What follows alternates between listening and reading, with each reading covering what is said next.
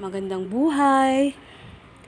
Isa na namang lesson ang ibabahagi sa inyo ni Teacher Maya. Sana ay may natutunan kayo sa unang video na shinare ko. So, bago natin simulan ang lesson na to, do not forget to subscribe, like and share, and click the bell button to be notified. So, our lesson for today is all about solving quadratic equation by factoring. So, ito na yung second method in solving quadratic equation, no? And it is by factoring. So, pag factoring ang pag-uusapan, syempre dapat alam ninyong kumuha or alam ninyong kunin ang factors ng isang number o ng isang expression. So, for example, we have 6, 10, 9. So, ano kaya yung mga factors ng mga numbers na to? So, first one is 6. Ano ba ang factors ng 6? We have 3 and 2. Another is 1 and 6. Pwede rin namang gawing negative, no? So, negative 3 and negative 2. And negative 1 and negative 6. So, if we are going to multiply 3 by 2, the answer is 6. 1 by 6, 6 pa rin. Negative 3 and negative 2, product is 6, and ganun din ang negative 1 multiplied by negative 6. How about 10? Ano ba yung mga numbers na kapag minultiply, ang sagot ay 10? Okay, we have 5 and 2. Another is negative 5 and negative 2. And then, we have 10 and positive 1. Siyempre, pwede rin negative 10 and negative 1.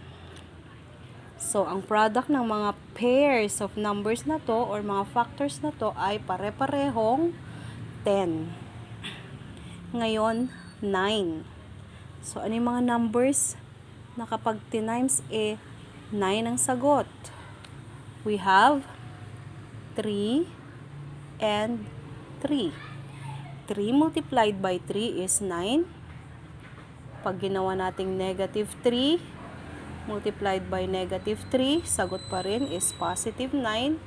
And then we have 9 and 1 and negative 9 and negative 1. So, ito ang mga factors ng 9. What if ang given number is negative? No? So, example is negative 5. Ano ngayon ang factors ng negative 5? We have negative 5 and positive 1. Or positive 5 and negative 1. Siyempre, pagka negative ang number, isa sa mga factors niya ay negative, isa naman ay positive. Paano naman kung ang given ay isang expression? For example, we have x squared plus x. Ano ang common factor nila? So, pareho silang merong x. So, the common monomial factor is x. So, ang x dito ay ang tinatawag na CMF or the common monomial factor. So, pag nakuha na si CMF, just divide the terms by the CMF, which is x. So, pag dinivide si x squared by x, the answer is x. Then, plus x divided by x is 1. So, the factors of the expression x squared plus x are x and x plus 1. Another example is 2x plus 4x squared. What is the common monomial factor? Okay, so tignan muna yung mga numerical factors ng bawat terms or bawat term. So, pareho silang 2 and 4 are both divisible by what number? By 2. Okay. So, pareho silang pwedeng i-divide by 2. Ngayon, tingnan naman ang literal factors. We have x and then x squared. So, x and x squared are divisible by x. So, sulat natin ang x dito. So, ang CMF ngayon is 2x. So, after getting the CMF, divide the terms by the CMF, which is 2x. So, divide 2x by 2x. 2x divided by 2x is 1. And then, 4x squared divided by 2x. 4 divided by 2 is 2. Then, x squared divided by x is x. Okay. So, the factors now of 2x plus 4x squared are 2x and 1 plus 2x. Okay, so that is getting the factors of a number and expressions. Okay, so ngayon naman ay magsosolve na tayo ng mga equations, no? Ng mga quadratic equations. So, marami tayong forms. Iba't ibang quadratic equations. So, pwedeng nasa form na x squared plus 2x equals 0. So, pag ganito lang ang given equation, ang gagawin nyo lang is get the common monomial factor katulad kanina. So, ang CMF natin dyan is x. So, divide the terms by x. So, x squared divided by x is x. And then, plus 2x divided by x is 2. Equal now to 0. So, these are now the factors.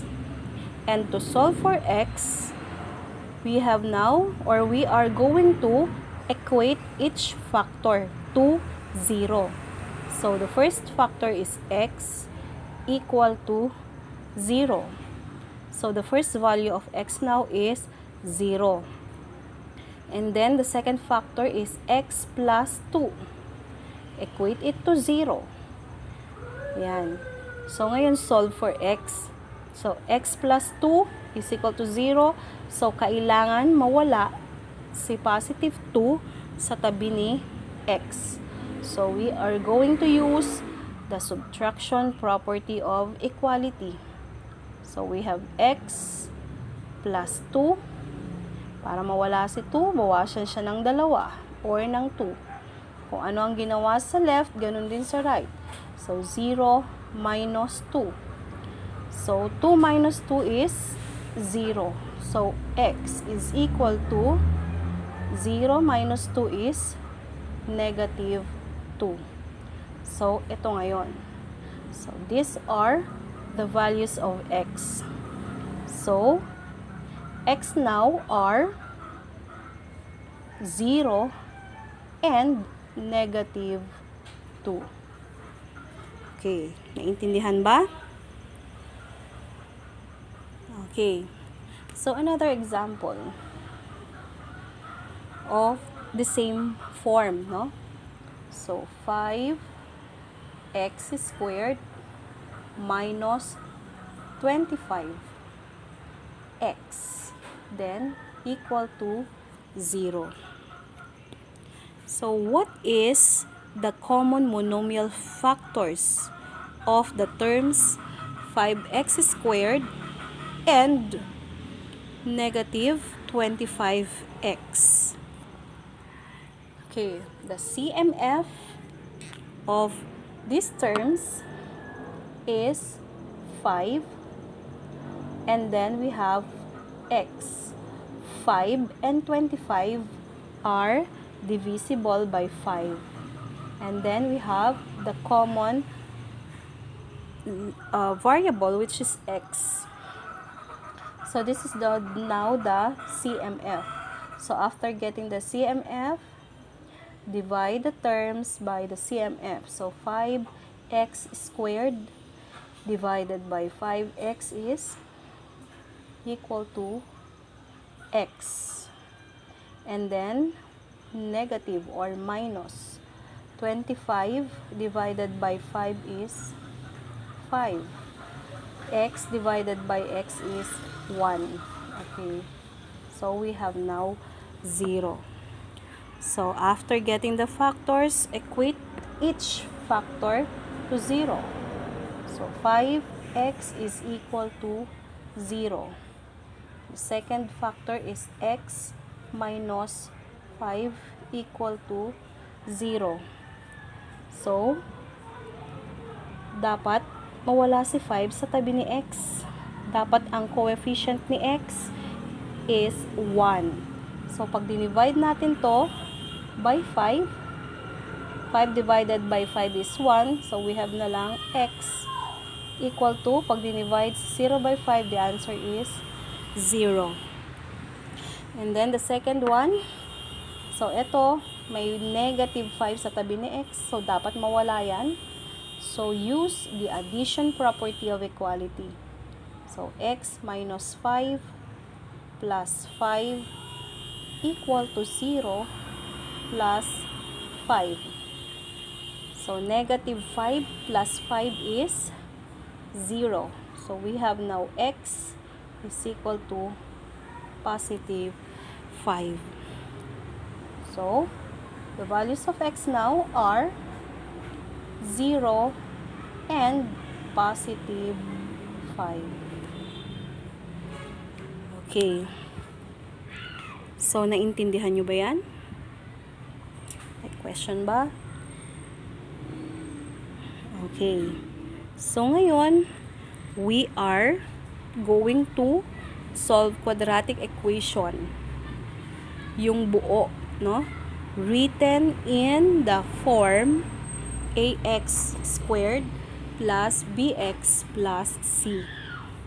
No? So, burahin ko na to.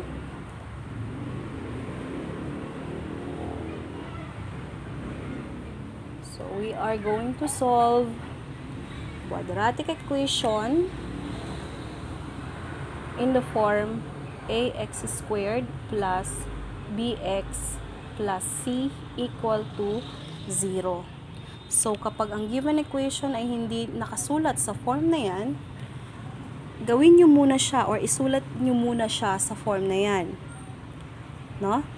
Okay, for example is x squared plus 5x and then equal to negative 6.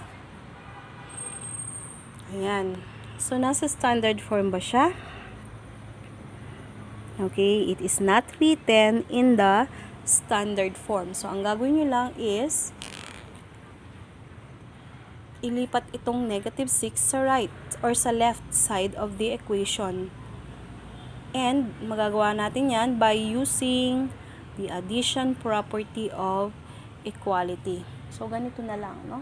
So, since negative 6 yan, plus 6 para maging 0. And then, nag-plus tayo doon. So, plus 6 doon. So, we have now x squared plus 5x plus 6. Okay, so ngayon nasa standard form na siya, which is ax squared plus bx plus c equal to 0. Where a is equal to 1. So, pag ganito ang given, gagawin nyo lang is get the factors of the first term. And then, factors of the last term. Okay. So, what are the factors of x squared? The factors of x squared are x and x. And then, kukunin nyo lang yung factors ng 6. No? So, ano yung mga factors ng 6? We have 3 and 2. Ano pa? We have 6 and 1. Another. We have negative 3 and negative 2. Negative 6 and negative 1. So, after getting the factors, ang gagawin nyo lang is add these factors. No? So, add the factors. Dapat makukuha yung middle term of the equation, which is dito we have 5. So, pag in-add si 3 and 2, sagot is 5. 6 plus 1 is 7. Negative 3 and negative 2 is negative 5. Negative 6 plus negative 1 is negative 7. So, alin ang gagamitin natin ngayon? So, since positive 5 yan, we will use this one or these factors kasi ang sum nila is 5, which is yon. Okay, so positive 3 and positive 2 equal to 0. And then, after getting the factors, equate each factor to 0. So, x plus 3 equal to 0. And then, x plus 2 is equal to 0. So, x now is equal to negative 3. Then, dito we have x is equal to negative 2. So, these are now the values of x. So, the values of x now are negative 3 and negative 2. Ayan. So, ganun lang, no? Pag hindi pa siya nakasulat sa standard form, i-rewrite muna sa standard form. Then, find the factors of the last term whose sum is the middle term. Okay pa ba? Okay. So, next naman, no? Factoring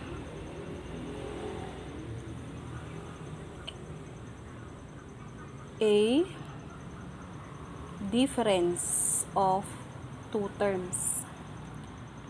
No? Quadratic equation pa rin, pero dadalawang terms. So, ito naman ay nasa form na x squared minus y squared equal to 0. So, example nito is x squared plus or x squared minus 25 equal to 0. So, ito naman ang pinaka madali. Kasi, kukunin nyo lang ang square root ng first and the square root of the second term. So, square root of x squared is x. Square root of 25 is 5. Okay. Negative yan. So, ibig sabihin, times c, positive, at saka c, negative, equal to 0. So, ito ngayon yung factors niya. So, if we are going to multiply x plus 5 and x minus 5, the product is x squared minus 25. So, do it by using the FOIL method. So, ito is x squared. X times negative 5, negative 5x. 5 times x is 5x. 5 times negative 5, negative 25. So, we have now x squared, cancel yan, minus 25. So, ito, siya yung given equation na yun. Okay? So, ngayon, after getting the factors, ang gagawin na natin is equate each factor to 0. So, x plus 5 equal to 0, x minus 5 equal to 0. So, x now is equal to negative 5, x is equal to positive 5. So, the values of x here are negative 5 and positive 5. So, this is factoring the difference of two terms. Okay, kaya pa ba? May tanong pa ba dyan? Okay. So, ngayon, isa ulit na trinomial, no? Meron tayong tinatawag na perfect square trinomial. Okay. So, when you say perfect square trinomial, perfect square si first, perfect square si last. So, example, x squared plus 12x plus 36 equal to 0. So, just get the square root of the first, sign of the middle, and square root of the last. So, we have x plus square root of 36 is 6. Then, kopyahin nyo lang. So, x plus 6 equal to 0. So, 6 times 6 is 36. 6 plus 6 is 12. X times x is x squared. Then, equate. So, x plus 6 equal to 0. X plus 6 equal to 0. So, x is equal to negative 6 and x is equal to negative 6. So, the factors or the value of x here are negative 6 and negative 6. Okay? Ay, nako. Okay. So, ngayon, stop muna tayo rito. Bukas, isa na namang video ang i-share ko sa inyo. So, siguro itutuloy ulit natin to kung gusto nyo pa. So, laging tandaan, math is easy. Math is fun. So, let us make math easy and fun. At tulad ng sinabi ni Teacher Maya last time, ang buhay ay parang math, lahat ng problema ay may solusyon. Thank you for listening. Sana ay may natutunan kayo ngayong araw na to. At sana ay abangan ninyo ang susunod ko pang video. Again, thank you very much for listening and for watching. Thank you.